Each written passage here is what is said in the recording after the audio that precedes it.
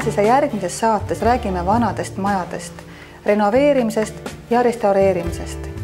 Kui restaureerimine ehk ennistamine on ajastuturu lähenemine ja ka keeruline, siis renoveerimine ehk uuendamine on palju vabam ja loomingulisem protsess.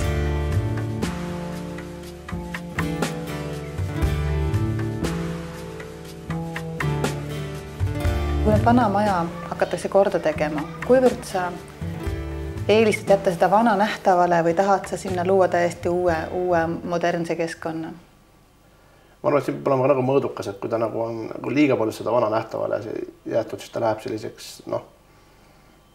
võib-olla tekib selline mulje, et sa elad nagu vanas aidas ja kõik on nagu liiga selline, et kui see on nagu eesmärk, siis on see nagu teretulnud, aga pigem nagu on selline mõõdukus nagu kõikides muudes asjades.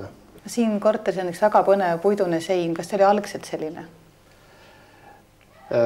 See sein iseenesest, sein kui selline algselt oli selline, aga ta ei olnud selle koha peal, et sai ära kasutatud ühe eemaldatud vaheseina krohvialust laudist, et mis siis nagu ei veetud prügimäele pärast seina lammutamist, vaid sai ladustatud, hiljem puhastatud ja sellega sai viimistletud uus ehitatud seina. Vanad uksed on võluvad küll, aga tihtipeale nad ei sobi nende uute ruumidega. Kas nad ei ole siis õigekäelised või mõõdud ei sobi?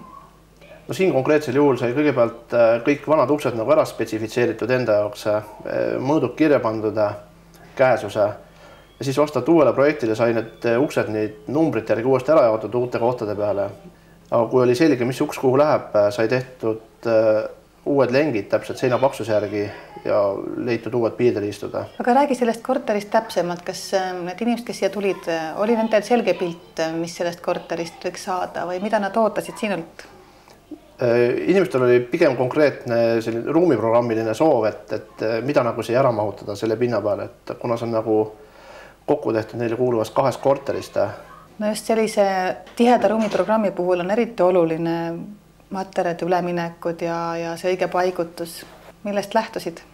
Lähtusin võib-olla ruumi funktsioonidest, et kuskil läheb üle nüüd köök elutoaks ja see kajastub ka põrandates, et ütleme, puht praktilised eesmärgid on esiku osas on siis nagu keraamiline plaatküttega ja tubades õlitatud parkett, et kuidagi tuleb nüüd üleminekud nagu teha ja sobitada, et tapeet ei jookseks kööki ja kus ta oleks nagu ebapraktiline. Sisearhitekt või sisekujundaja teeb ju tegelikult töö ikkagi tellija materjalist, et nii kuidas on tellija enda jaoks nagu oma soovid ja vajadused läbi mõelnud, siis seda paremini saab talle nõu anda. Et ega siis kodu ei ole see koht, kus sisekujundaja kukub välja elama oma loomingulisi ambitsioone. Mida salajasemaidki mõtteid tellija sulle avaldab, mis ta nagu soovib oma kodus näha, seda parem on, sest igal asjal on alati mingi lahendus olemas. Ütleme, see vanade asjade tegemise ja säilitamise koha pealt on olukord suhteliselt kurbe. Kui inimesel on mingi vanem korter või maja, siis see esmane olukord, mis seal enne remonti avaneb, võib olla täiesti kohutav. See ehmatab ära. See ehmatab ära ja sealt on nagu raske näha mingit lõpptulemust midagi ilusat, kui ei ole nagu vilunud silma selle jaoks. Samas, kuidas sulle meeldib antiikmööbel? Kasutad sa seda ka modernses interjööris?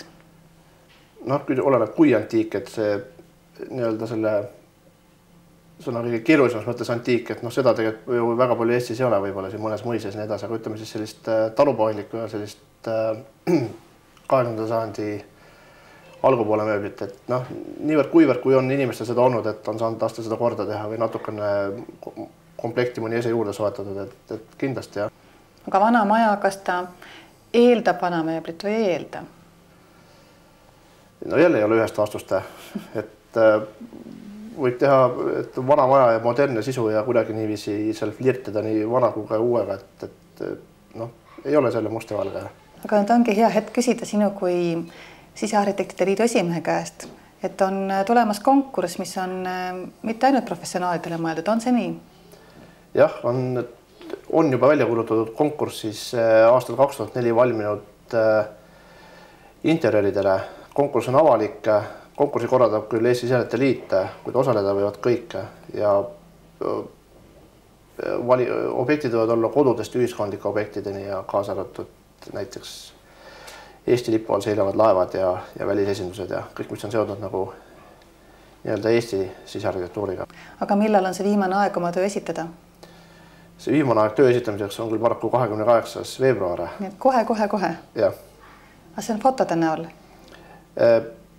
esimene valik ja selektsioon tehakse esitatud fotode ja materjalide näol, kelle hulgast siis valitakse välja teatav hulk nominente ja žürii külastab kõiki objekte või siis tutvub nende esemetega ja siis langetatakse otsuse. Ja millal tulemused teada saab?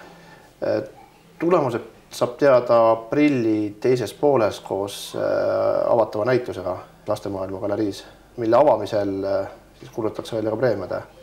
Hiljem peaks kogu see objektide valik ilmuma ka raamatus, mis peaks juhtuma juunikuus.